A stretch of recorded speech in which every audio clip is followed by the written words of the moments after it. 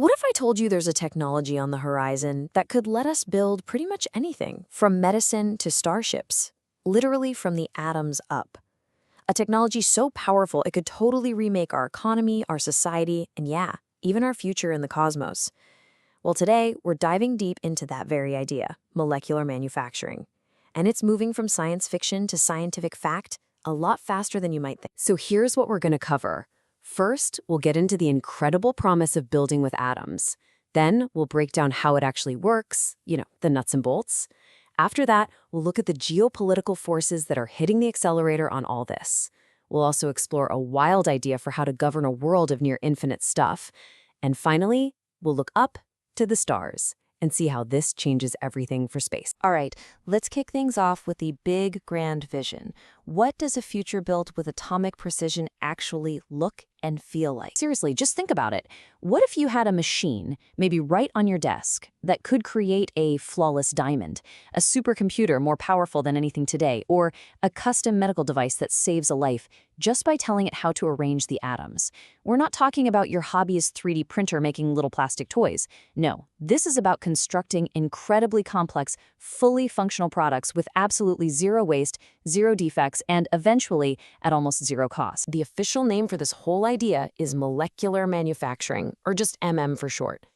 And you've got to understand, this is the ultimate way of making things. Instead of starting with a block of something and carving it down or melting stuff and pouring it into a mold, you build from the bottom up, atom by atom, molecule by molecule, following a digital blueprint perfectly. So the big question is, how in the world do we actually do that? So let's get into the nitty-gritty. How do we get from this amazing concept to a working reality? Let's check out the engineering puzzles that scientists are cracking right now. It turns out there are kind of two main paths to get to this atomic precision. On one hand, you have wet nanotechnology. This approach uses the magic of chemistry and biology, where things build themselves. A great example is DNA origami, where you can program strands of DNA to fold into all sorts of incredible complex shapes all on their own. Then you've got dry nanotechnology. This is the more classic sci-fi vision, tiny little robotic arms that physically pick and place molecules one by one. But here's the key. The real breakthrough is realizing it's not an either-or. The future is a fusion of both. And if you're sitting there thinking this all sounds a little too impossible, just look inside your own body. Right now, every single one of your cells is packed with things called ribosomes. And they are, for all intents and purposes, nature's own molecular assemblers.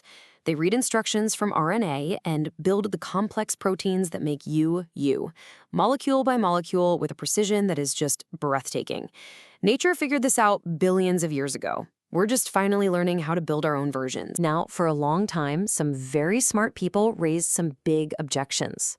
There was the famous fat fingers problem, the idea that any robotic manipulator we build would be way too clumsy to handle individual atoms, and the sticky fingers problem, that even if you could grab an atom, the manipulator wouldn't be able to let it go.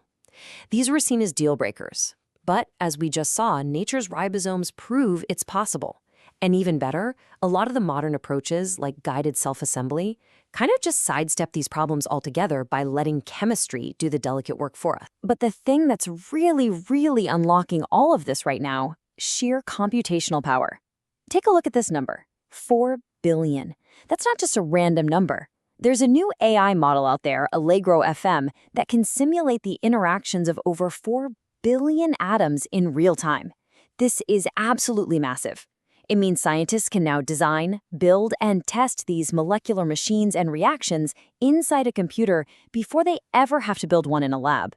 It's a total game changer for the field. And this really gets to the heart of it. The true engine of creation here isn't just the tiny physical hands doing the building, it's the giant computational brain telling them what to do. We're going to need AI to design the blueprints, quantum computers to run the ridiculously complex physics simulations, and things like neuromorphic computing to efficiently control billions, maybe trillions of these nanorobots all at once. At the end of the day, the physical assembler is the tool. The real power is the intelligence guiding it. Okay, so this brings us to a really critical point. If the science is moving along, what's putting a fire under it? What's making it happen so fast? Well, the answer, as it so often is is geopolitics. The early pioneers of this idea were super optimistic, some predicting it would arrive as early as 2010. And okay, obviously those specific dates came and went. But here's the thing they understood that is still absolutely true. This technology won't trickle in slowly. Because these machines can build copies of themselves, the progress will be exponential. The moment you have one working assembler, you can very quickly have millions. Its arrival will be fast, and it will be completely transformative. And the real accelerator pushing us toward that arrival date is good old-fashioned geopolitical competition. Nations are in a race to build better weapons, to secure their supply chains, to gain a decisive strategic edge.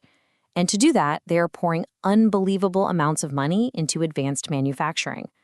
Just look at this. The U.S. Department of Defense budget request for this area shows a staggering 83% increase, up to $3.3 billion. That kind of urgency is fast-tracking all the foundational tech that MMM needs. But of course, this kind of world-changing power comes with enormous risks. This is the dual-use dilemma. The ability to create anything for nearly free could totally collapse global economies built on scarcity and labor. It could lead to weapons and surveillance devices that are unimaginably small, powerful, and numerous. And of course, you have the infamous gray goo scenario, the sci-fi nightmare of out-of-control, self-replicating nanobots consuming the entire planet. Now, most experts think that's a remote possibility, but it's a very powerful reminder that we need rock-solid control. So if you have a technology that can create almost infinite abundance, but also carries these huge, scary risks, how in the world do you govern it? Well, here's one idea that's been pulled out of the history books and dusted off. It's called the technate. The original concept popped up back in the 1930s during the Great Depression.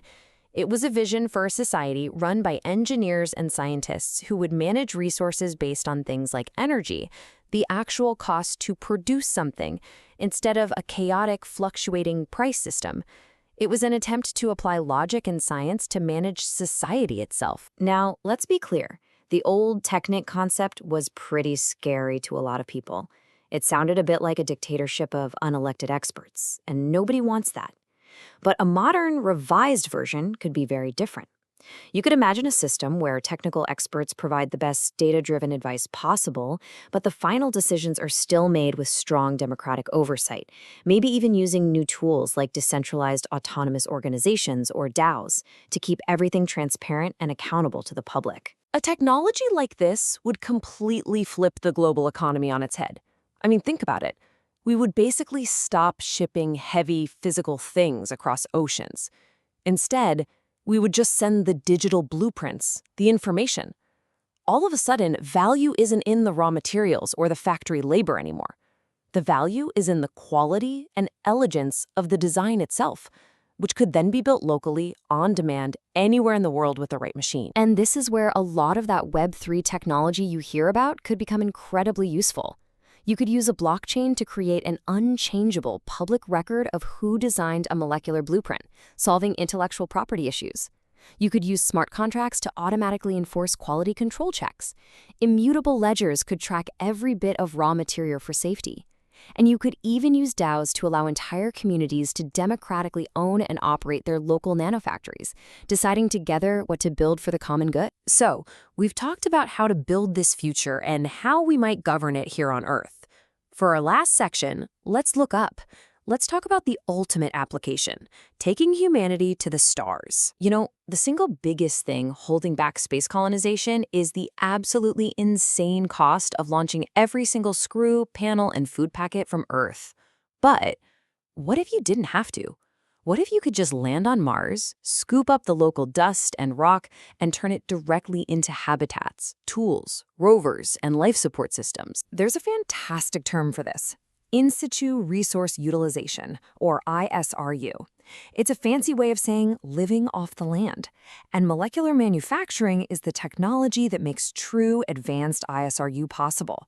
It's the key that could unlock space exploration, turning it from a series of incredibly expensive camping trips into a truly self-sustaining, expanding human civilization out there in the solar system. So it really feels like we are standing at a monumental crossroads. We are on the verge of unlocking the fundamental building blocks of physical reality itself. The science is accelerating, the geopolitical drivers are kicking into high gear, and the potential applications could literally change the world. It leaves us with the most important question of all. The question isn't really if we can learn to build with atoms anymore. The question is, are we wise enough to decide what we should build?